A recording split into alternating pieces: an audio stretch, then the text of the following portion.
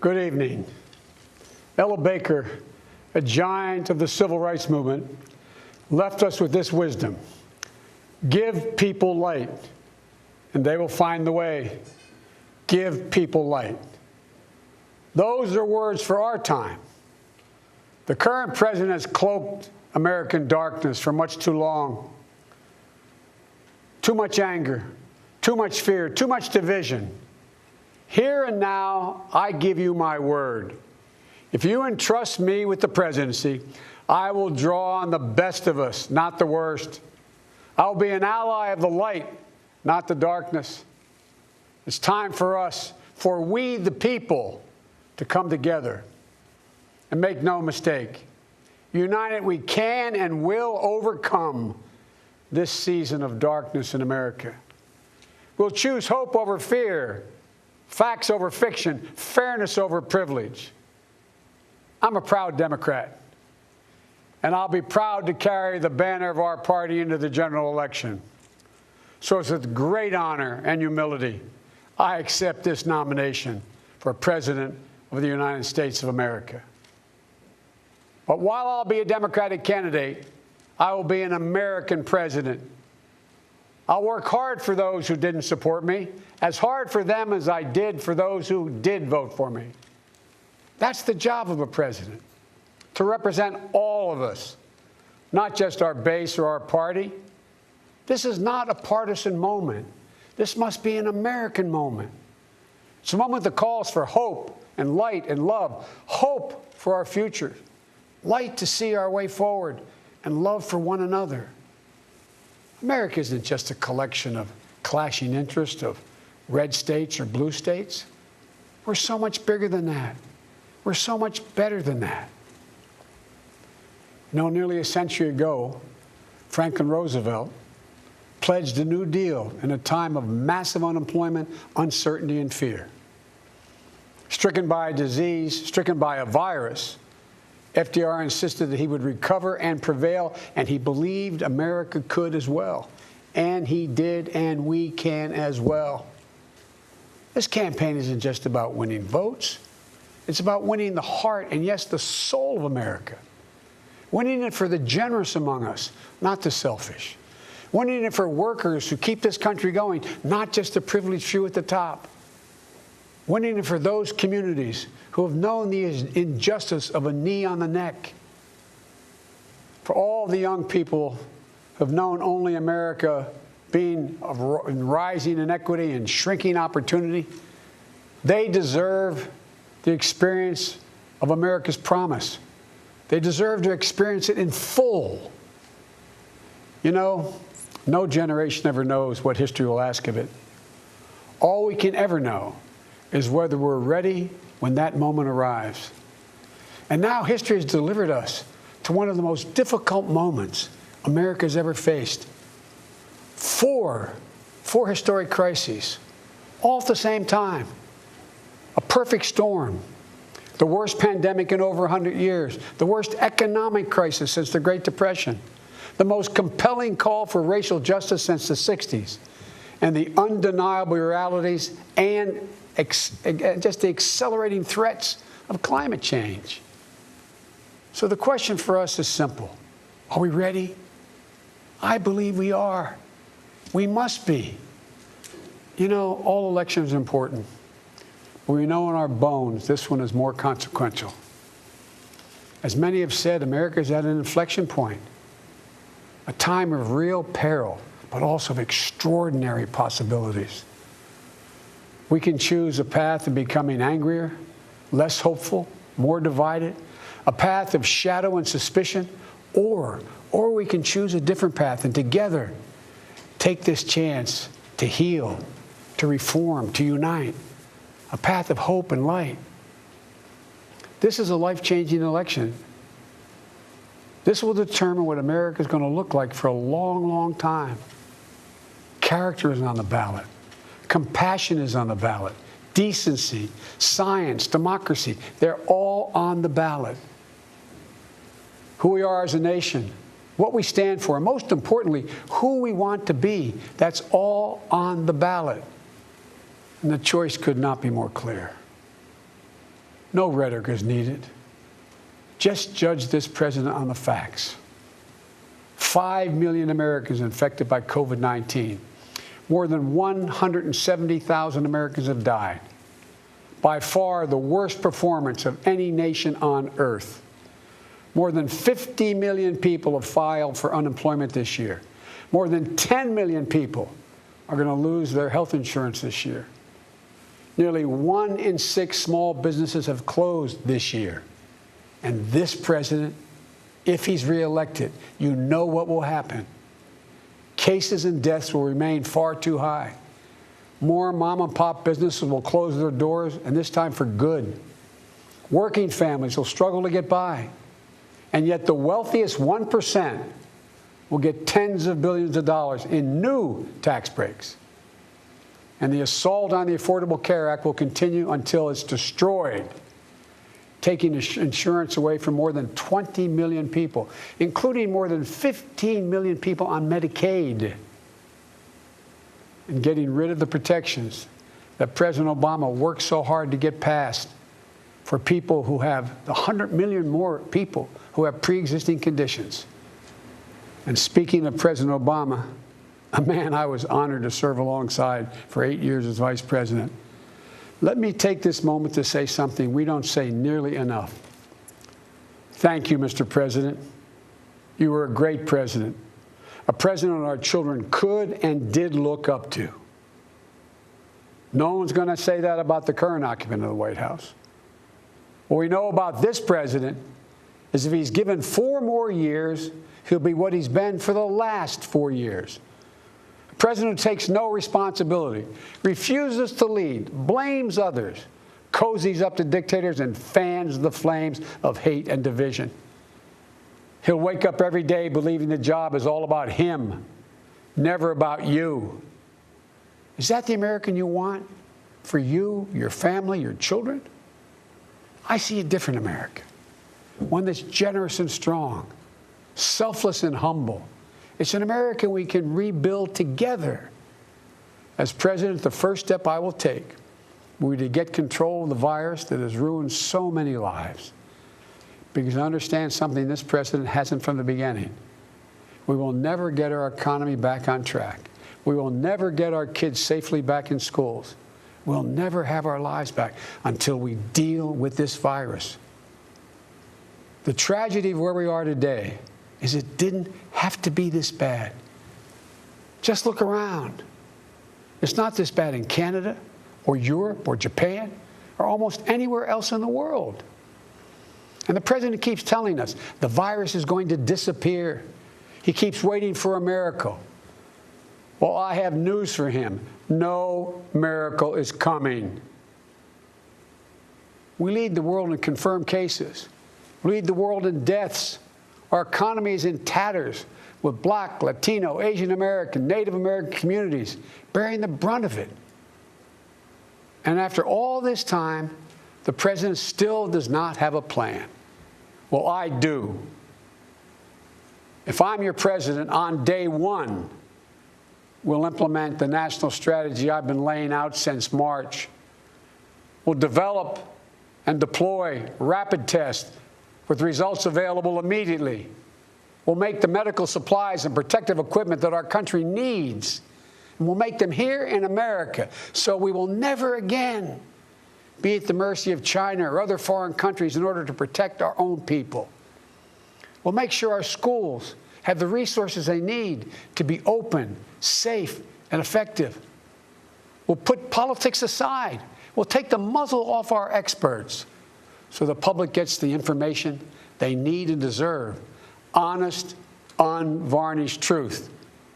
They can handle it. We'll have a national mandate to wear masks, not as a burden, but as a patriotic duty to protect one another. In short, we'll do what we should have done from the very beginning. Our current president has failed in his most basic duty to the nation. He's failed to protect us. He's failed to protect America. And my fellow Americans, that is unforgivable. As president, I'll make you a promise. I'll protect America. I will defend us from every attack, seen and unseen, always, without exception, every time. Look, I understand. I understand how hard it is to have any hope right now. On this summer night, let me take a moment to speak to those of you who have lost the most. I have some idea how it feels to lose someone you love. I know that deep black hole that opens up in the middle of your chest and you feel like you're being sucked into it. I know how mean and cruel and unfair life can be sometimes. But I've learned two things. First, your loved one may have left this earth, but they'll never leave your heart. They'll always be with you. You'll always hear them. And second, I found the best way through pain and loss and grief is to find purpose. As God's children, each of us have a purpose in our lives. We have a great purpose as a nation to open the doors of opportunity to all Americans, to save our democracy, to be a light to the world once again, and finally to live up to and make real the words written in the sacred documents that founded this nation, that all men and women are created equal, endowed by their Creator with certain inalienable rights, among them life, liberty, and the pursuit of happiness. You know, my dad was an honorable, decent man. He got knocked down a few times pretty hard, but he always got back up. He worked hard, and he built a great middle-class life for our family.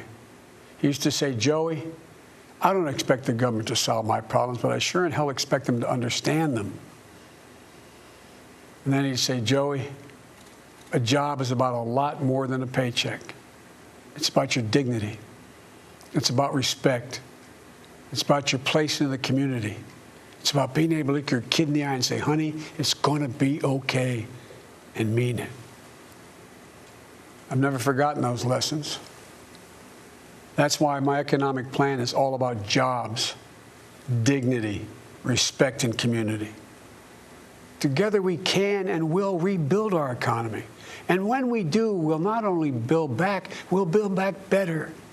With modern roads, bridges, highways, broadband, ports and airports as a new foundation for economic growth, with pipes that transport clean water to every community, with 5 million new manufacturing and technology jobs so the future is made in America, with a healthcare system that lowers premiums, deductibles, drug prices, by building on the Affordable Care Act he's trying to rip away, with an education system that trains our people for the best jobs of the 21st century. There's not a single thing American workers can't do.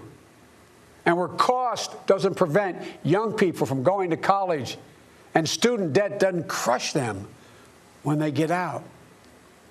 With a child care and elder care system that makes it possible for parents to go to work and for the elderly to stay in their homes with dignity.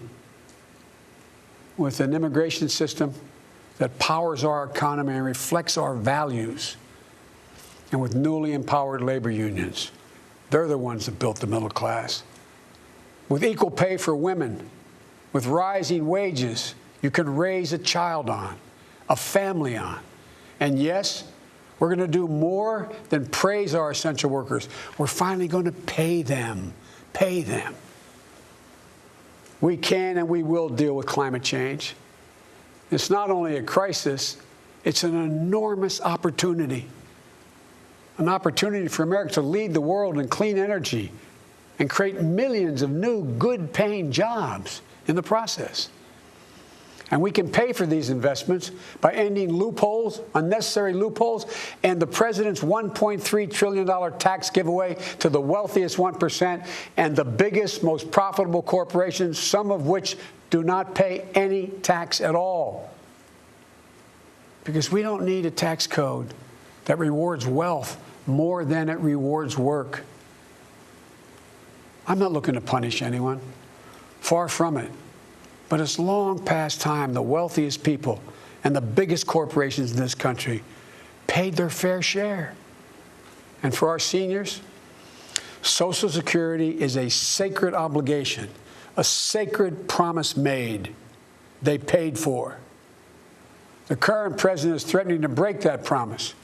He's proposing to eliminate a tax that pays for almost half the Social Security without any way of making up for that lost revenue, resulting in cuts. I will not let that happen. If I'm your president, we're going to protect Social Security and Medicare. You have my word. One of the most powerful voices we hear in the country today is from our young people. They're speaking to the inequity and injustice that has grown up in America. Economic injustice, racial injustice, environmental injustice. I hear their voices. If you listen, you can hear them too. And whether it's the existential threat posed by climate change, the daily fear of being gunned down in school, or the inability to get started in your first job, it will be the work of the next president to restore the promise of America to everyone. And I'm not going to have to do it alone, because I'll have a great vice president at my side. Senator Kamala Harris. She's a powerful voice for this nation. Her story is the American story. She knows about all the obstacles thrown in the way of so many in our country. Women, black Americans, South Asian Americans, immigrants, the left out and the left behind. But she's overcome every obstacle she's ever faced. No one's been tougher on the big banks and the gun lobby. No one's been tougher in calling out the current administration for its extremism, its failure to follow the law, its failure to simply tell the truth. Kamala and I both draw from our families. That's where we get our strength. For Kamala, it's Doug and their families. For me, it's Jill and ours. I've said many times, no man deserves one great love in his life, let alone two. But I've known two. After losing my first wife in that car accident, Jill came into my life. She put our family back together. She's an educator, a mom, a military mom, and an unstoppable force. If she puts her mind to it, just get out of the way. She's going to get it done. She was a great second lady, and I know she'll make a great first lady for this nation. She loves this country so much. And I'll always have the strength that can only come from family. Hunter, Ashley, all our grandchildren, my brothers, my sister, they give me courage. They lift me up. While he's no longer with us, Bo inspires me every day. Bo served our nation in uniform. A year in Iraq, a decorated Iraqi war veteran. So I take very personally the profound responsibility of serving as Commander-in-Chief. I'll be a president who will stand with our allies and friends and make it clear to our adversaries the days of cozying up to dictators is over. Under President Biden, America will not turn a blind eye to Russian bounties on the heads of American soldiers. Nor will I put up with foreign interference in our most sacred democratic exercise, voting. And I'll always stand for our values of human rights and dignity. I'll work in common purpose for a more secure, peaceful, and prosperous world. History has thrust one more urgent task on us.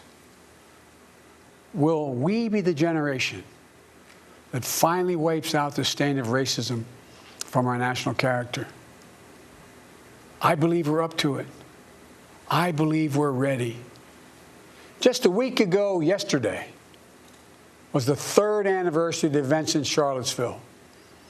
Close your eyes. Remember what you saw on television. Remember seeing those neo-Nazis and Klansmen and white supremacists coming out of fields with lighted torches, veins bulging, spewing the same anti-Semitic bile heard across Europe in the 30s. Remember the violent clash that ensued. between those spreading hate and those with the courage to stand against it. And remember what the president said when asked?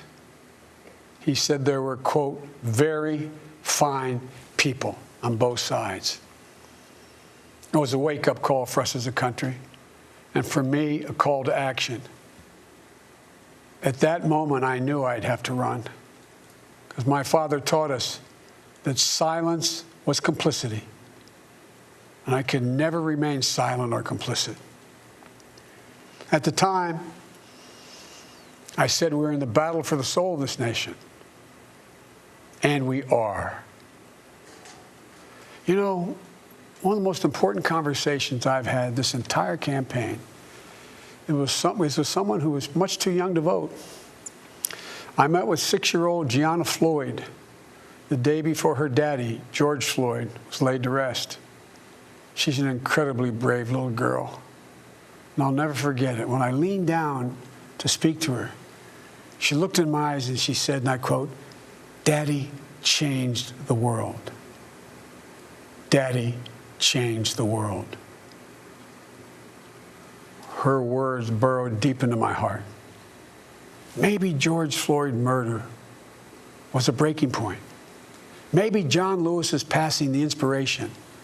But however it's come to be, however it's happened, America's ready, in John's words, to lay down, quote, the heavy burden of hate at last, and to end the hard work of rooting out our systemic racism. You know, American history tells us that it's been in our darkest moments that we've made our greatest progress, that we found the light. In this dark moment, I believe we're poised to make great progress again, that we can find the light once more. You know, many people have heard me say this, but I've always believed you can define America in one word: possibilities. The defining feature of America: everything is possible. That in America, everyone, and I mean everyone, should be given an opportunity to go as far as their dreams and God-given ability will take them. We can never lose that. In times as challenging as these, I believe there's only one way forward: as a united America. A united America. United in our pursuit of a more perfect union. United in our dreams of a better future for us and for our children. United in our determination to make the coming years bright. Are you ready? I believe we are. This is a great nation. We're a good and decent people. For the Lord's sake, this is the United States of America. And there's never been anything we've been able to accomplish when we've done it together. The Irish poet Seamus Heaney once wrote, "History says, don't hope on this side of the grave, but then, once in a lifetime, the longed-for tidal wave of justice can rise up, and hope and history rhyme." This is our moment to make hope and history rhyme. With passion and purpose, let us begin, you and I together, one nation, under God, united in our love for America, united in our love for each other. For love is more powerful than hate, hope is more powerful than fear, and light is more powerful than dark. This is our moment, this is our mission. May history be able to say that the end of this chapter of American darkness began here, tonight, as love and hope and light join in the battle for the soul of the nation. And this is a battle we will win, and we'll do it together. I promise you. Thank you, and may God bless you, and may God protect our troops. Good night.